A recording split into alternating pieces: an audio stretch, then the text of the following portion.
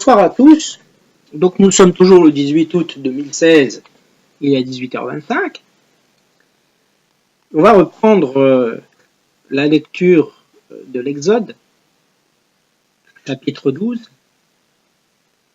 Et rappelons-nous ce que nous avions vu la dernière fois. C'était le chapitre 12, le début du chapitre 12, jusqu'au verset 28 inclus, où Dieu institue la Pâque. Et c'est le premier mois de l'année. D'ailleurs, c'est pour ça que pendant longtemps, l'année a commencé au mois d'avril. La Pâque, c'est en avril, la plupart du temps. Bien. Donc, je parle de notre époque moderne. La Pâque, c'est en avril. Et là, il semble donc que, en tout cas, ça vienne de là. Ça n'engage que moi, mais en tout cas, c'est ce que je pense. Et on se rappelle que l'Éternel veut frapper l'Égypte d'un autre fléau, c'est la mort des aînés. On se rappelle, je l'ai dit la dernière fois sans l'avoir lu, il a infligé sur l'Égypte 9 fléaux. Tous étant restés, pour ainsi dire, sans la réponse que Moïse et Aaron, par-delà Dieu, attendaient du Pharaon. C'est-à-dire que Pharaon délivre enfin les Israélites du joug de l'Égypte. Mais Dieu avait prévu d'endurcir le cœur de Pharaon.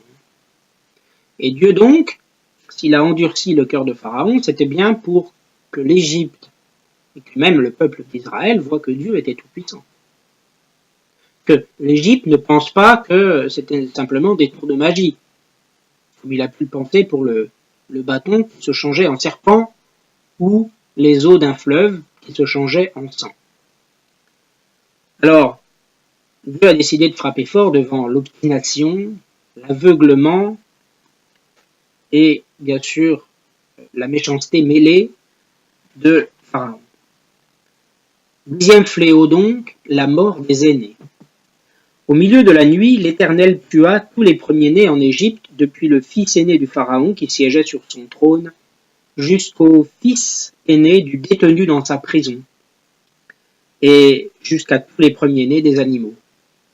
Le Pharaon se leva en pleine nuit, ainsi que tous ses serviteurs et tous les Égyptiens.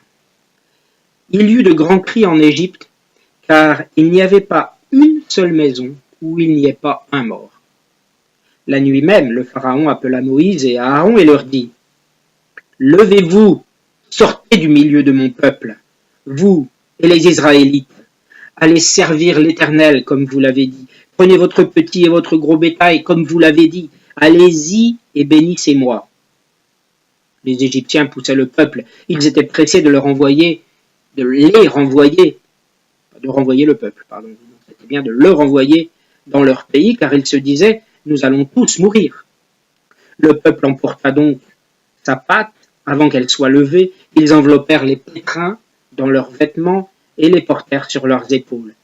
Les Israélites se conformèrent aux indications de Moïse et demandèrent aux Égyptiens des objets en argent et en or, ainsi que des vêtements. L'Éternel gagna au peuple la faveur des Égyptiens, qui répondirent positivement à leurs demandes. Ils dépouillèrent ainsi les Égyptiens. Le nombre des Israélites qui partirent de Ramsès pour Sukkot était d'environ 600 000 fantassins, sans compter les enfants. Une grande foule de gens de toutes sortes montèrent avec eux. Ils avaient aussi des troupeaux considérables, de petits et de gros bétail. Ils firent des gâteaux cuits sans levain, avec la pâte qu'ils avaient emportée d'Égypte et qui n'était pas levée.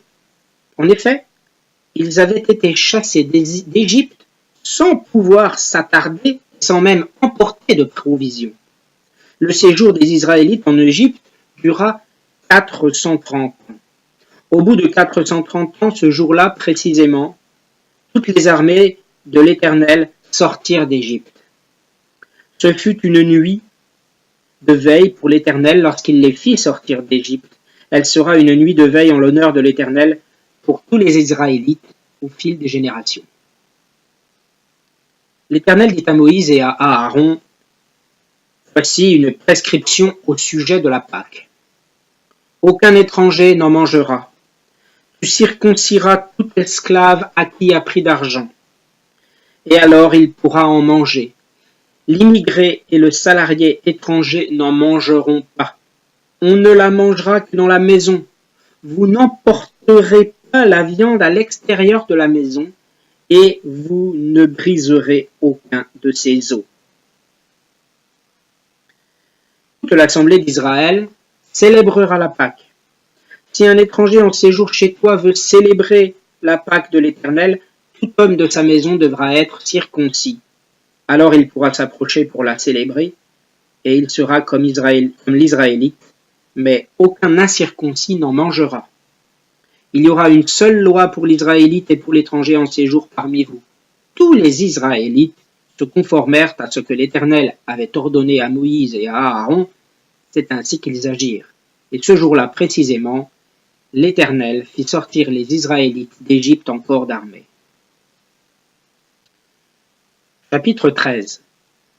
L'Éternel dit à Moïse, consacre-moi tout aîné, tout premier-né, parmi les Israélites, tant des hommes que des animaux.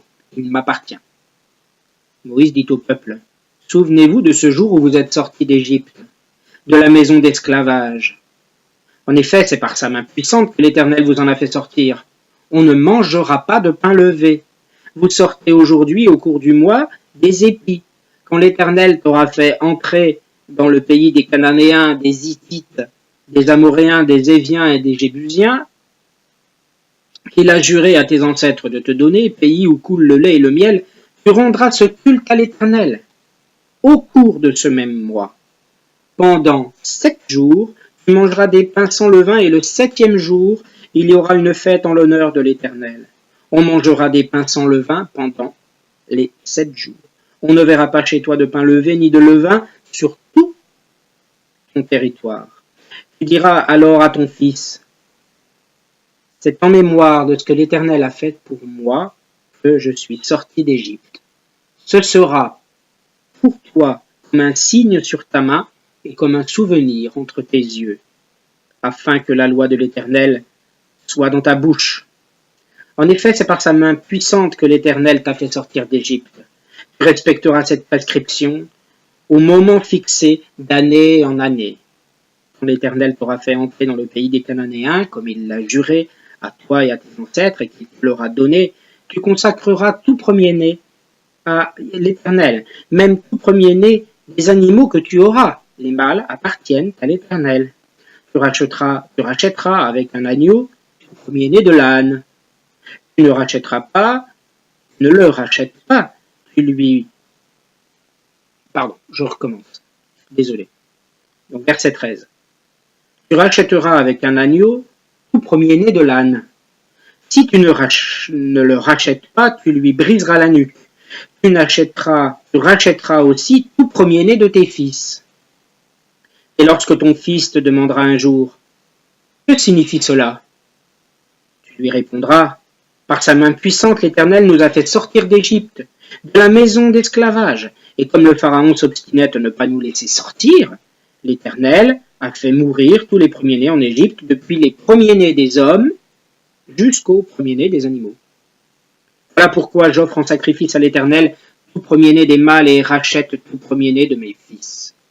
Ce sera comme un signe sur ta main et comme une marque entre tes yeux qui rappellera que l'Éternel nous a fait sortir d'Égypte par sa main puissante. Passage de la mer des roseaux. Verset 17. Lorsque le Pharaon laissa partir le peuple, Dieu ne le conduisit pas par le chemin qui passait par le pays des Philistins, même si c'était le plus direct. Dieu se dit en effet, le peuple pourrait éprouver des regrets en rencontrant la guerre et retourner en Égypte. Dieu fit donc faire au peuple un détour par le chemin du désert, vers la mer des roseaux. Les Israélites étaient partis d'Égypte en ordre de bataille et Moïse avait pris avec lui les ossements de Joseph, car ce dernier l'avait fait jurer aux fils d'Israël en disant « Quand Dieu interviendra pour vous, vous ferez remonter mes ossements loin d'ici, avec vous. » Ils partirent de Sukkot et campèrent à Étam, à l'extrémité du désert. L'Éternel allait devant eux, le jour, dans une colonne de nuée, pour les guider sur leur chemin. Et la nuit, dans une colonne de feu, pour les éclairer, afin qu'ils puissent marcher jour et nuit. La colonne de nuée ne se retirait pas devant le peuple pendant le jour, ni la colonne de feu pendant la nuit. Voilà. Alors demain, nous verrons, demain si j'ai le temps, parce que je travaille, en tout cas la prochaine fois, nous verrons le chapitre 14, la fameuse traversée, qui, ma foi, est relativement intéressante. Alors, je ne sais plus, oui, voilà, c'est dans le chapitre 14 que les Israélites commencent à être relativement ingrats, hein, et réclament presque de retourner en Égypte, parce qu'en fait, dans le désert, pour eux, c'est trop dur, hein, voilà. Bon, là, si on pense, ils y sont depuis quand même 430 ans, bon, pas les mêmes, on s'en doute, hein, mais quand même, de génération en génération, voilà, c'est trop dur, et donc finalement, ils se disent, peut-être, ils se disent ça, peut-être parce qu'ils l'ont pas vécu eux-mêmes, mais voilà, ils se disent, mais bon, laisse-nous retourner là-bas, hein. Ça, ils le font, et on verra aussi la fameuse traversée de la mer, où Moïse arrive à écarter les eaux, afin que les Israélites puissent passer, et que les Égyptiens qui les poursuivent, devant le sentiment, les envies, les élans de vengeance de Pharaon qui a fait déplacer son armée, eh bien, meurent, noyés, tous, animaux comme soldats. Voilà. Bien, merci. Je crois que nous pouvons remercier le Seigneur de cette lecture. Il m'aide à lire, à comprendre par la foi et par le cœur. Parce que je dois aussi avouer, peut-être êtes-vous un peu dans la même situation, ou l'avez-vous été, c'est que longtemps j'ai intellectualisé la lecture de la Bible.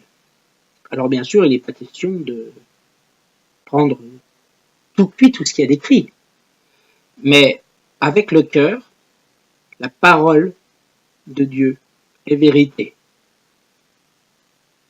Il y a probablement dans la Bible beaucoup d'images, beaucoup de symboles, mais ce n'est pas l'Ancien Testament qui est principalement, tout au moins au niveau du récit, là, qui est principalement chargé de toute cette énergie sacrée. Beaucoup, je trouve, beaucoup plus dans le Nouveau Testament, quelque part. Même si là aussi, on sent quand même, voilà, l'Éternel est tout puissant. L'Éternel est supérieur à tout Dieu. C'est Dieu. L'Éternel, c'est Dieu. Il laisse les hommes choisir leur destin. Là, je voudrais faire un commentaire par rapport à ça. Parce qu'il y a peut-être beaucoup de gens aussi qui pensent que il n'y a pas de Dieu parce qu'il y a du mal. Mais non. Non. C'est pas parce qu'il y a du mal qu'il n'y a pas de Dieu.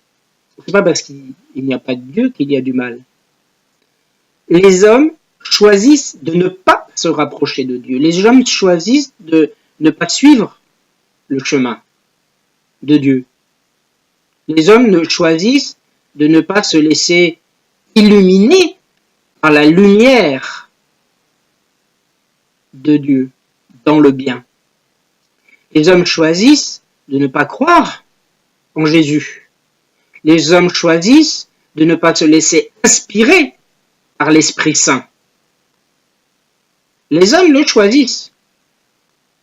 Et si les hommes choisissent cette discipline de vie en disant « moi, tant que je ne l'aurai pas vu, je ne veux pas y croire, il y a trop de mal sur terre, il y a des pauvres, il y a des injustices », les hommes ont un grand rôle dans la vie. Et moi, je suis intimement convaincu que de se rapprocher de Dieu, cela permet de se sentir mieux avec soi-même et avec les autres.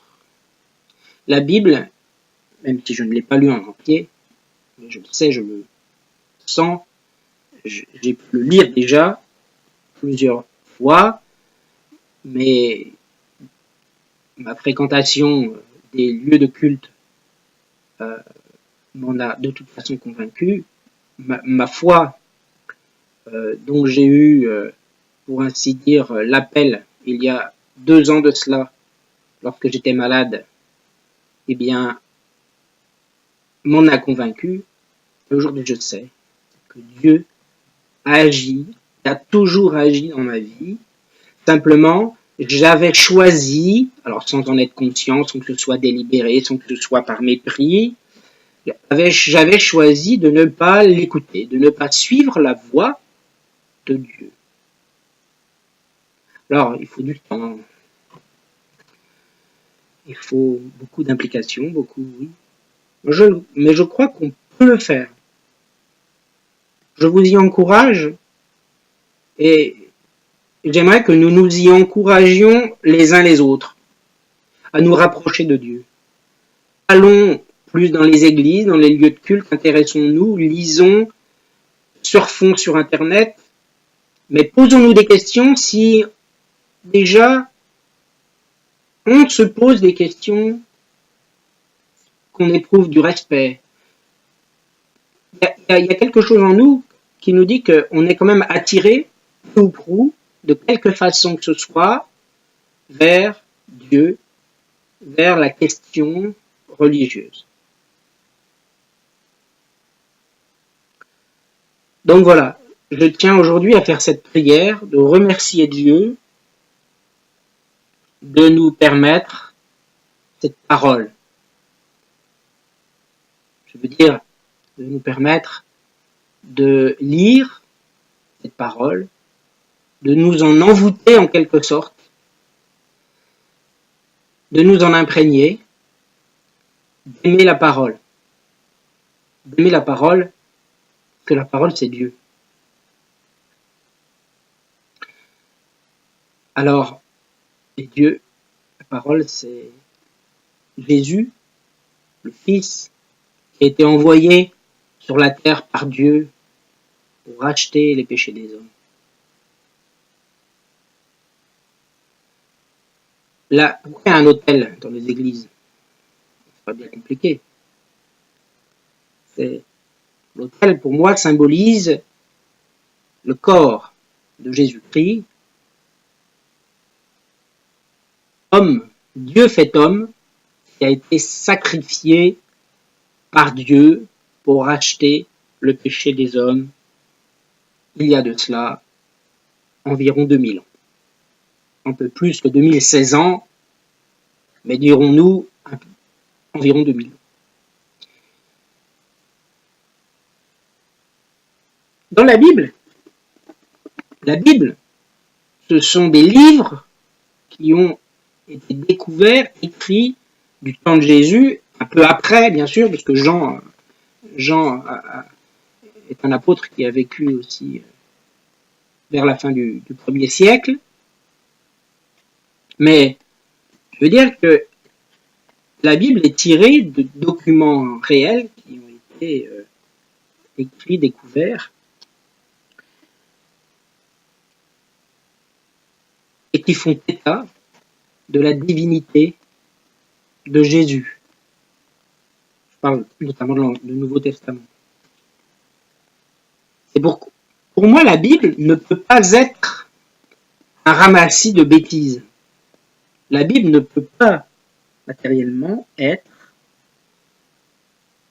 controuvée. C'est impossible. 66 livres dans cette Bible. 66 livres. Jésus est descendu sur terre, plutôt Dieu est descendu sur terre, en la personne de Jésus. Dieu le Père a permis que Marie, sans relation sexuelle, accouche de Jésus-Christ, de Jésus, devenu le Seigneur, notre Seigneur Jésus-Christ, qui est mort sur la croix pour racheter le péché des hommes. Et ça, c'est magnifique. Il faut prier Glorifiez le Seigneur, parce qu'il est venu pour racheter le péché des hommes, de tous les hommes, pas seulement les hommes de son époque, hein, de tous. Alors, soyons humbles devant la puissance de Dieu. Il n'y a pas simplement une force quelconque. Voilà.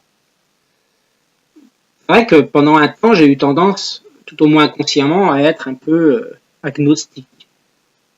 Oui, il y a une puissance, il y a quelque chose. Je m'entends encore le dire, ça. Non. Voilà. Et même, je dirais même, je suis persuadé que ce que je dis là, je n'ai pas réfléchi, c'est le Saint-Esprit qui m'inspire cette parole, ces mots. Alors, je souhaite vraiment aujourd'hui, comme chaque jour, que nous remercions le Seigneur. Que nous remercions le Seigneur de nous permettre cette perception du cœur, cette perception par le cœur de la parole. Alors merci mon Dieu pour me remplir de la joie de te connaître et d'apprendre à te connaître, et permets-moi encore de me rapprocher de toi par la force du Saint-Esprit qui m'inspire pour venir vers toi par la prière, pour m'améliorer en tant qu'être et pour améliorer ma foi, pour rester fidèle à ta parole, pour rester fidèle à ta volonté. Et je veux me remettre à toi. Je sais que tu es là, que tu me guides, que tu me pousses, que tu m'encourages, que tu me protèges et que tu es au-dedans de moi pour devenir meilleur. Et grâce à cela, je peux aujourd'hui enregistrer ces vidéos. Je peux lire la Bible avec le cœur, tout en comprenant. Merci Seigneur. Et merci à tous. Je vous encourage vraiment à continuer sur cette voie si bien sûr vous pensez que cela vous plaît. Voilà, le mot est faible, mais si vous pensez que le souhaitez, eh bien continuez. Continuons ensemble. Continuons ensemble parce que moi aussi j'ai besoin d'assurance et de consolider cette foi. Merci.